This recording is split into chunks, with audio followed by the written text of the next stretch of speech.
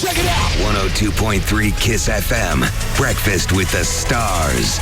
Are you ready? Igitondo cyiza cyane twabikubwiye yuko tuza kuba turi kumwe na DJ Toxic, numwe mu batumirwa ba mbere mbonye bubahiriza igihe bakorera kugiye bahagera kare.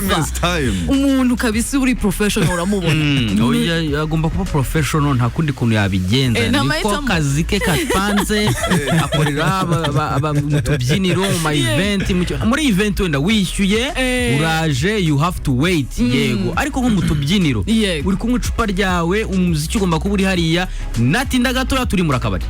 Yagomba kuba hari on time. Hanyuma rero ukivuga no ku birori, numwe mu ba DJs ba mbere nabona bakora mu birori bikomeye. Yego pe. Umva iyo hari ikirori kirenze bakavuga ninde DJ ni Toxic ubu. Araza no kutubwira ubwo ngubwo ibanga akoresha. N'imyambaro ihenze ya mbere mu gihugu usanga ari we ngo yamamaza, ngo ari we wayambaye, ikintu cyose kiri class.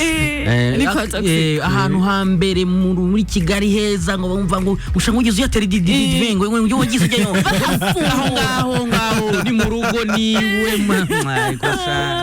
Toxic karibu cyane. Twari tugukumbuye kuri Kiss FM, duherukana kera byari duherukana muri Washington DC. Ayiwe muri Rwanda Day. Icyo rero no kiranyisha neza ariko urumva abantu bagafasha sha ngo herukana Washington DC. Ndimo ndabwira abajama banyamabwira ati sharange wa munsi Kimironko yambute aje ari imeze cyane. Ariko twishimiye cyane kongera kubana nawe. Nanjye birashimishije pe. Hano kuri Kiss FM tugushimira yuko mu mwanya ubona rwose, kandi no mu mwanya muto iyo tugutumiye uraza, karibu cyane. Hanyuma rero twakomeje tuvuga DJ Toxic, hari abantu benshi bakubona, benshi bagukunda ariko bataza amateka yawe. Ariko ubundi DJ Toxic twabonye atugwaho gutya nyine ari umuntu urenze. Atugwaho wango turavuga ararenze. Yitoreje. Imyamirizo ko yaje yizi byaciye mu zenzera. Njewe nukuri mba numva jani yawe inteye amatsiko. Ni nkuko twari tukuvuga Rwanda Day cyangwa hariya Washington. Yaratangiye kudija, inzozi zanjye ari kujya kudija muri Rwanda Day. Za mbere nyine. Iza kabiri ari kujya kudija muri Afro Nation, murakizi kitaramo cya Afro Nation. Rumva iyo ufite inzozi nta kintu cyaguhagarika kuzigira. Pursuing cyane ko navuga ko ngiye natangiye gukunda umuziki kuva kera nyine no muri primaire. Cyamfashe nuko mama wanjye wambyaye yarabibonye kuva kera ati wowe rero ntago nzaguhagarika, ko ninguhagarika ndabizi ko uzafunga umutwe, gusa nzagufasha, nzakugira inama, naho kugufasha ku mafaranga nzagufasha ko nishoboye, ariko nyine inzozi zawe niko tujya tubivugaho duseka, kanyibutsa ibihe bya kera. Musaba mubwe ati banyambuye, ariko numpa bibiri n'ukuri kw'Imana nayandi ndayazanira ijoro. None bibiri byabaga ari byo gukurikirana uwo mutipe se. Akamuza kugeza iwe nayo kwishyura umwavoka. Uriya Andi hari ibintu atazi, nkatwe dukora mu kabari njye na Rusine. Umuntu wakwambuye uno munsi ejo ufite ahantu uzamubonera, niba ari uwo muri Kicukiro. Tubari twose ko muri Kicukiro natujyagamo ntabwo yabuncika, ntabwo bishoboka kabisa. None se ubitangira kuvuga ngo wongeye kuba DJ, witoreje kuki? Ni equipment za mbere wakoresheje wazikuye he? Ndakumenyereje. Ngitangira byari bikomeye kuko hariho aba DJ benshi on top. Icyo gihe hariho bandi, hariho Bisoso, Karim, Kadir, bari benshi, Danshes. So urumva iyo utangiye yonje mu gakino ushaka umuntu muhuje, byaba ari n'amafuti muhuje, amafuti cyangwa muhuje umwuga cyangwa muhuje kuwukunda. So nahuje na DJ Karim. Ubwo mwari muhuje iki muri ibyo byose? Twari duhuje amafuti tu. DJ Karim by the way nawe numwe mu ba DJs bamva barenze. Yes, ari mu ba DJ ba mbere basohotse mu gihugu, ajya gukora muri Swiss. Ubwo nanjye nibazaho nk'umwana wo mu Metis aho kugira ngo bampe passport y'Abashinwa, nkaba nicaye hano byaranze, ariko nyine niho nakwezambaraga. Ndibuka anajya ni Burundi, nambwe ati tujyane mbabarira nibwo bwa mbere nasohotse mu gihugu njyanywe n'akazi kanjye tugiye Burundi yaranyereka ati gutya Gwari nka ryari katwite maziki nawe urashaka kumva imyaka yanjye ubu bari abantu bahozeho byari nko muri 2015 nigaga mu wa kane segonderi ukiye hari kwa kangahe muri gatandatu twari buryo ubugari n'ibishyimbo. Hanyuma se nihe gig ya mbere irenze uvuga uti wakoze nikihe kiraka nakaye kazi ka mbere uvuga uti iyi stage kuba narayigezeho nka DJ n'ibintu kuri nge numva sinangombwa amafaranga menshi ariko kuhasikara ya mbere nta nubwo yazanye n'amafaranga pe ntago yazanye n'amafaranga urabona uko ugenda uzamuka mu buzima cyangwa muri kariyere ushobora kuvuga ati iyi stage ni inyigeraho wageraho ukagera yindi ariko iya nyuma yari Kendrick Lamar ejo bundi nta nubwo nari ndi mu gihugu barampamagara nagiye kureba mama wanjye wa mu Bubiligi barambwira ati turagukeneye ejo mu gitondo ufata indege ugaruka i Kigali.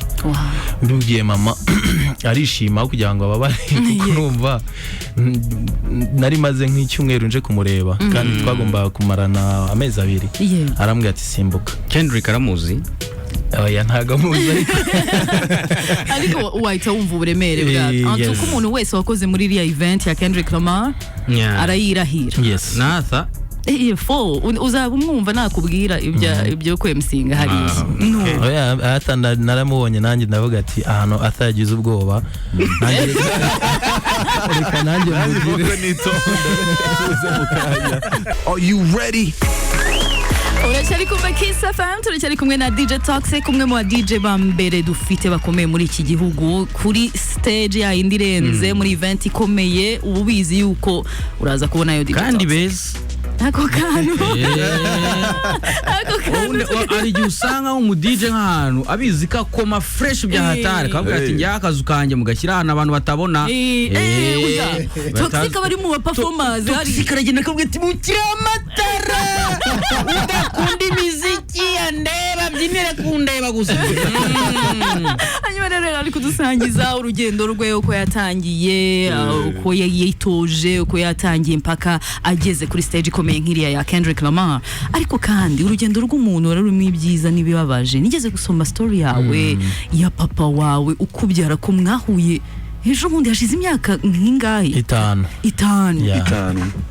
twahuye nibwo bwa mbere mwabonanye. Yes kandi twahuye kiza nyine ikintu kimpushinga nuko twahuye ntagiye kumusura cyane ntagiye gusura mama wanjye mu kazi noneho mama arampamagara arambwira ati nta musaza ndamubonye nyamara amanuka hano hantu arambwira ati mfate taxi ndaza kabisa ndaza tumusanga ahantu muri cafe yicariye ati wowe uri ndetse kandi nambwira ati n'umwana wawe ngo ticara baguhe ka kafe nkaho we nyine nta kintu byari bimubwiye nanjye ngerageza kuba nka we nyine kubitwara gakeya. Ujya kumureba uvuga uti reka mfate taxi wa mugani njya kumureba wari ufite ibihe byiyumvo mu mutima wawe and then uhageze se bisa nk'ibyo watekerezaga? Oya ntago ari nk'ibyo natekerezaga nari nzi ko nyine nambona nicyo kintu cya mbere naboneye ku bazungu benshi nta mutima bagira kabisa. Urumva arakubwira ati cara si mutipe tumaze imyaka 25 atambona ariko urumva nyine abafite uburyo ateye ntamenye ntagize so ngomba kumwiga nyuma y'imyaka 25 nkamutwara gakeya nanjye akanyiga ariko gire mama ampamagara ambwira ati n'umusaza ntacyo yitayeho ngwino umusuhuze niyo b'iminota 10 nanibwo iminota 10 yaciye mahese atubwiye ati afite ahantu kujya ariko bazi ariko wowe nyine ni wowe udesida uburyo witwaramo ni wowe bigira intambara cyangwa deja yo namahirwe yo kumubona akiri naho urumva namahirwe yo kubona iyo visa namahirwe kuba kiriho kuko arashaje pe namahirwe yo kuba yahuye na mama akahita mpamagara ku kanya nkahita mfata taxi.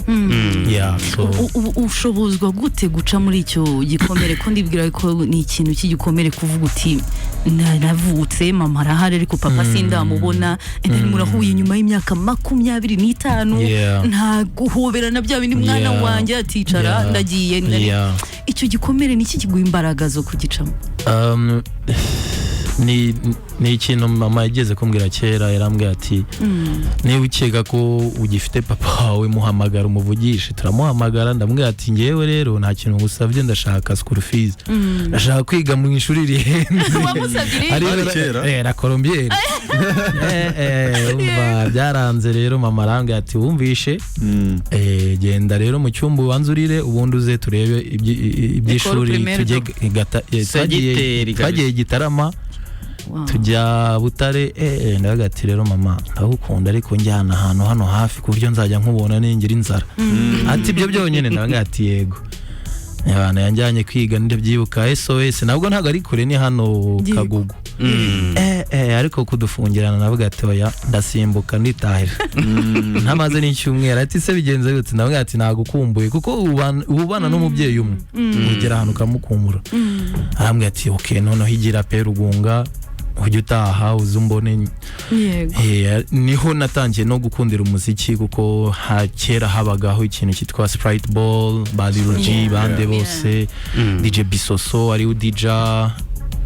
Byari ibintu byiza kera. Hari competition de danse, ntago abajene baburaga ikintu bakora nk'ubu ngubu. Bajyaga kumva kuri lycée habayeho competition de danse, abantu bakinnye Sprite Ball, bikanarangira kare saa 3 umuntu akaba yatashye. So that's how I started gukunda umuziki, gukunda ibintu bijyanye na entertainment. Hanyuma se Toxic, aho ubereye umupapa nawe, hari ukuntu iyo umuntu abaye umubyeyi nawe, nko kuri twe iyo ubaye umumama nawe, noneho hari ibintu usobanukirwa kuri mama wawe. Noneho ndakumvisa kaka, aho ubereye umupapa nawe, hari uburyo wumva usobanukiwe papa wawe, hari uburyo wumva hari ikintu byahinduye kuri uburyo watekerezaga papa wawe? Of course. Urumva umuntu, nkeka ko umuntu adashobora gufata icyemezo ndi jour lendemain avuga ati ngiye ntago nzongera kubona umwana wanjye, cyangwa mpisemo inzira yo kutongera kubona umwana wanjye. Biterwa n'ikintu kandi birumvikana, hari ahantu bigera ukabyumva. So bishaka niba uhuye n'uwo muntu mwari mufitanye ikibazo, mwicare muganire, umubaze ati se byagenze gute, aho kuza umubwira ati wangize ibi n'ibi. So niko nagiye nshaka kuvugana na papa. Nibwo yambwiraga histoire zose, kuguhunga tuva muri Kongo kuza mu Rwanda, ntiyabasha kuza mu Rwanda, itajya mu bindi, ubuzima burakomeza. So wowe nawe iyo ushaka ko gutera imbere mu buzima, cyangwa gutuma umutima wawe uruhuka, urabyumva kandi ukababarira. Kuko nawe byakubaho, cyangwa byaba kuwukunda, cyangwa bya so as soon as I became a dad, nkimara kuba umupapa, nahise mvuga ati nanjye ibyo ari byo byose byambaho. Ntabwo ushobora kuvuga ngo ugiye kuba umupapa uri parfait ibintu byose. So mu gihe bizabaho, cyane ntabwo mbyifuje, nanjye nifuza ko umwana wanjye azambabarira, ahubwo akanyumva, tukicara tukaganira, nkambwira ati hano byageze gutya, kuri tariki gutya na gutya. 102.3 Kiss FM. Breakfast with the Stars. Are you ready?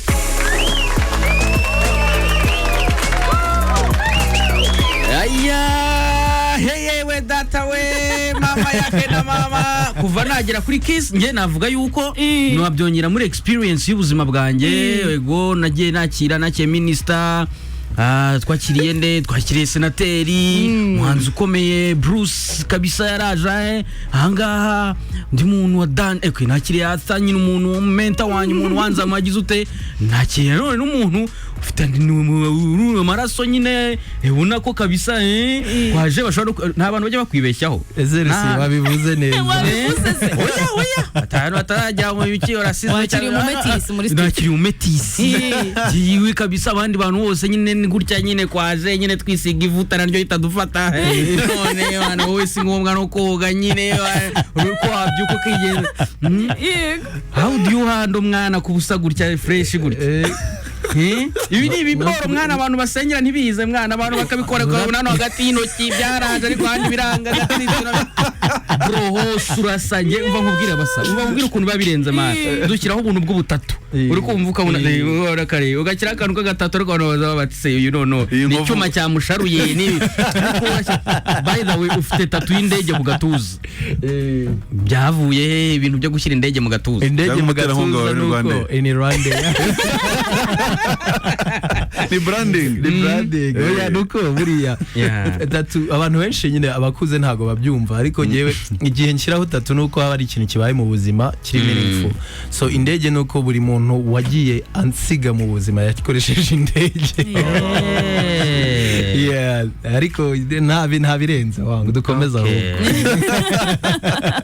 hanyuma rero twari turi no kuvuga yuko hari ibintu birenze uri gutegura nk'umuntu uhagarariye abantu bazamanukira Rubavu Rusine ukuntu gahunda ipanze n'umuvugizi wa Toxic Experience ibintu biri ku itariki 29 mu karere ka Rubavu z'ukwa kangahe z'ukwa gatandatu yego tuzagira Rubavu tuzamanuka mbere kugira ngo ibintu bitaducika ariko ubundi wafashe tukamufasha kubibwira neza narakubwiye ati nubanukira Rubavu kibagirwa akabavu kawe bizaba bikubaye buri muntu hari yazaba afite urubavu rwe no kujyana n'urubavu rwawe n'umuzi w'ikidari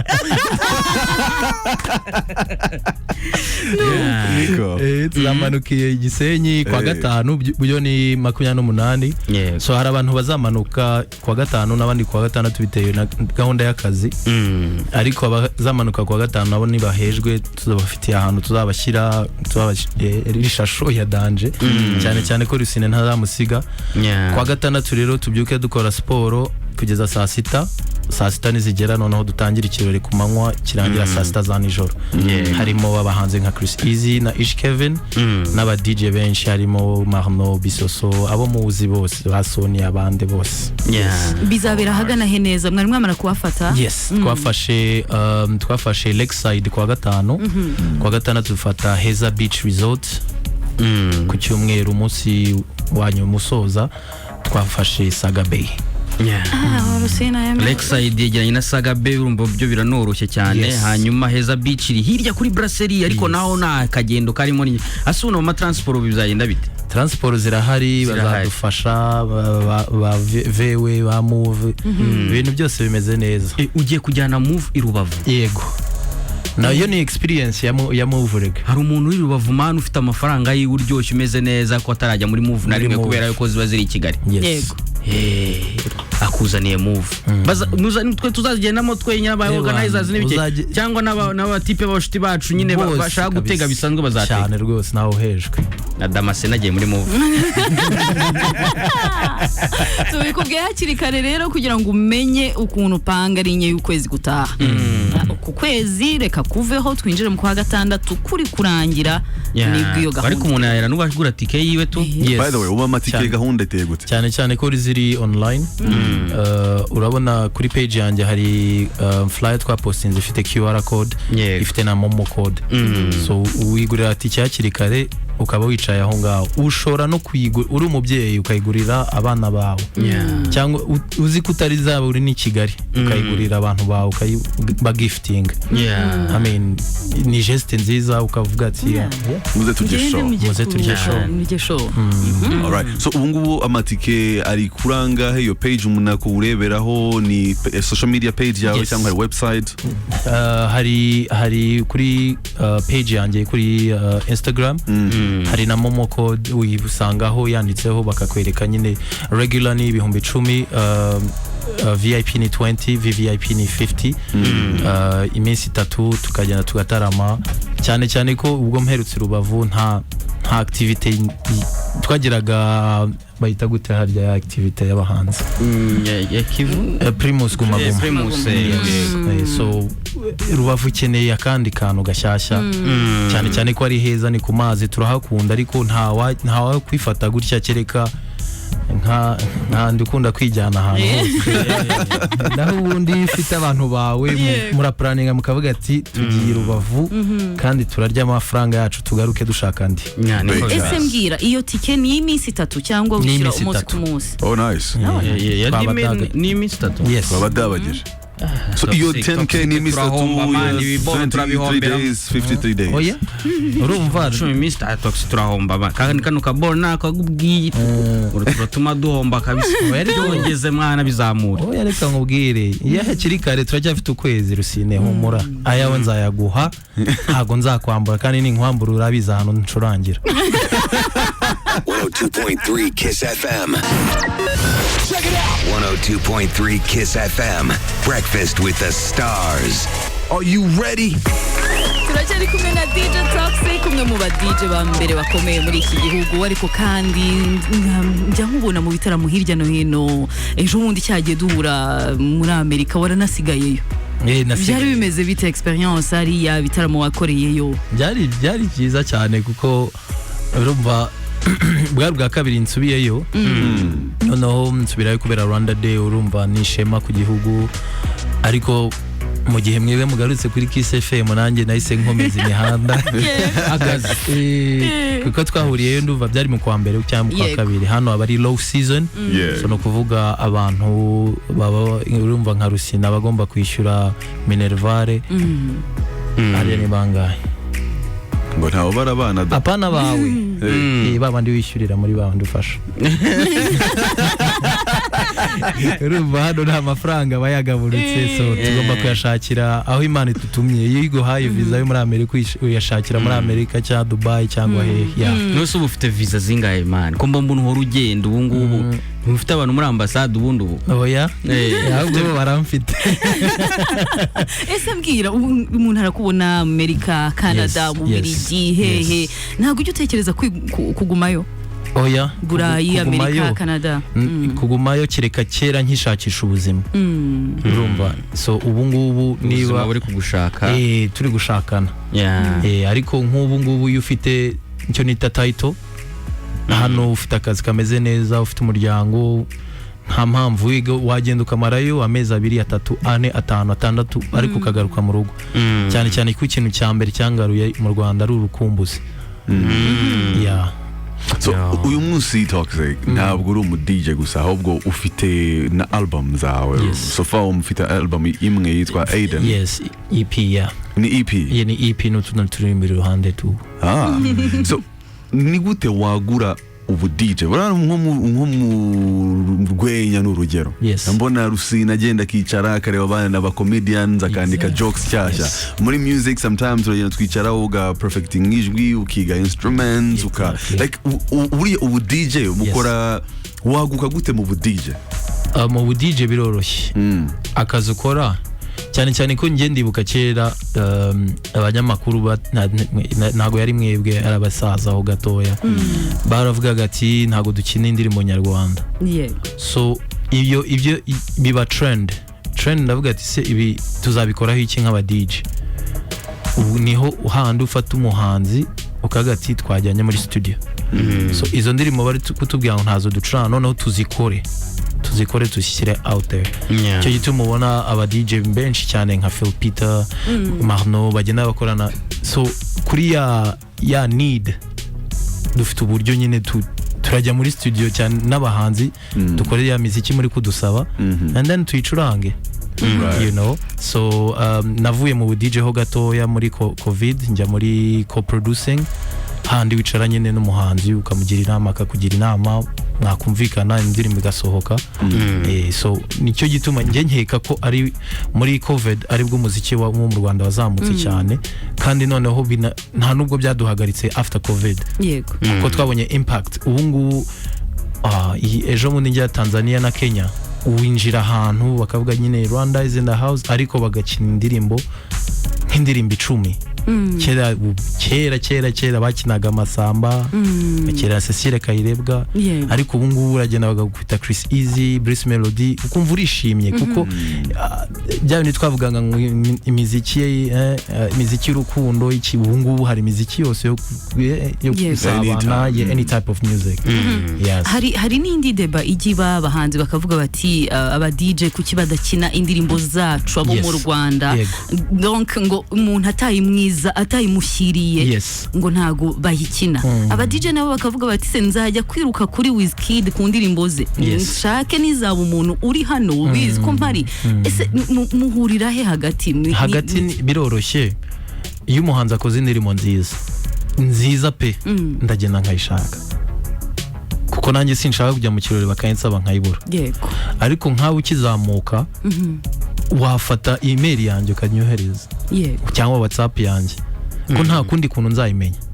umuntu nataza ngo ayinsabe hari nk'indirimbo ejo bundi yagize neza yitwa Teta sinzi niwe yize iriya ndirimbo ni nziza so irigurisha you know DJ nijya kwishaka ariko wowe niba ugizamuka gerageza utere n'intambwe basuyohereze kuri Kiss FM yohereze Rusine nayikunda ikoremo real you know so ni urashakisha nanjye ngashakisha urumva Bruce Melody ntago yanyohereza indirimbo ariko nzavugana na management y'inyohereze kuri email baba bizi nabo bakigasohora bahita bakakoherereza Toxic reka tugushimire cyane niyo bashimisha akoze ku mwanya wawe ku kiganiro cyiza tuzasubira ku itariki 29 z'ukwa gatandatu Rubavu hejuru cyane si misi 3 29 yego 28 29 na 30 ya mbere azaba ari konje weekend then prolonge